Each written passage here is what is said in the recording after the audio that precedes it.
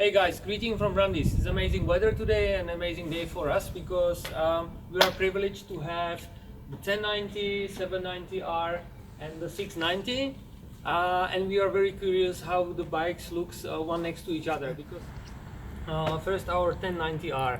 I think this bike has great engine. It's very good for travel, even adventure travel.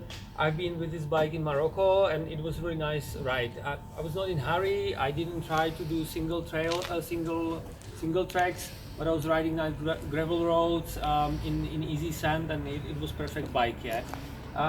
When I sit on it, the sitting position, you sit in the bike, yeah, so you are quite low, you are quite far away from the windscreen, and there is certain distance from the handlebars, yeah. So my feeling, it's very similar, or it's close to the BMW GS position on this bike, yeah, and you feel quite a lot of mass in between your knees, yeah. This is something I don't like that much. This is the highly expected 790R. When I saw it first time, I was a little bit surprised. From the front view, it looks here in top really wide. I don't mind the bike being wide here. It's fine. It's good for the center of balance of the bike, no doubt. Yeah, but here I was really surprised. It's pretty wide. Actually, we measured, and it's wider than 1090R, which is a little bit strange. Yeah. But when I sit on the bike, the sitting position is completely different from 1090. You sit way closer to the handlebars. The knees are quite narrow, and you don't have feeling of the mass here in front of you. And especially, and the tanks, not at all, because you don't see them, you don't feel them. So this is well done. Yeah. When you stand up on the bike, when you're moving back and forth, I don't feel any limitations around my knees or around my ankles. While on 1090 there are pillion foot pegs and many other things, and the exhaust that kind of limits you when moving and stand on the bike. Yeah, so here it's better. It's done in better way. Yeah, guys, we have here the new 690, this SMC version, because the Enduro is not available yet. But let's consider it has the long suspension and Enduro wheels, yeah, because the rest of the bike is the same. So first, my very first impression, I said, wow, it looks amazing, yeah. It's so narrow, it's so small bike.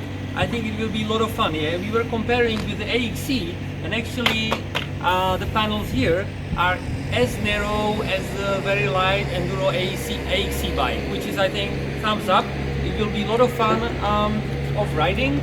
When you sit on the bike, it's typical 690, 701. I think in comparison to 701, it feels even smaller. Yeah, so it will be perfect when you stand up in the bike. It's more or less the same as before. There are no any limitations when moving. The handlebars has the perfect width, so I think the control will be very good. So I like it a lot. Always the big discussion around the bike is how heavy it is and how it feels. Yeah. So we don't have here any instruments to do proper weighting, but we can do just by feeling. Yeah. Like this. So it has the weight. You feel it. I would say a little here on top. When I go to 790, even the feeling is the bike is generally lower than 1090. So when you take it, but I expected it will be lighter. Yeah, when you're just taking from the side stand, I expected something a little bit, yeah, lighter. Maybe it's just my feeling. Yeah, I don't take it super seriously, but I expected something more. Yeah, so these two bikes feels regarding the weight, just when standing next to it, quite close to each other. Yeah.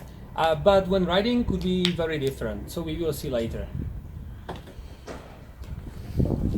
And when you take the 690, it's a toy actually when you compare to these bikes. Yeah, here you feel clearly the weight difference between 690 and 790 or 1090. Yeah, so again it just confirms that this is different world. Yeah, This is going direction closer to the AXE bikes, while 790 will be a very tough competitor for Africa, for GS 800 and similar bikes. Yeah, and I think regarding overall capabilities we will see later, but I believe this will be a really good one.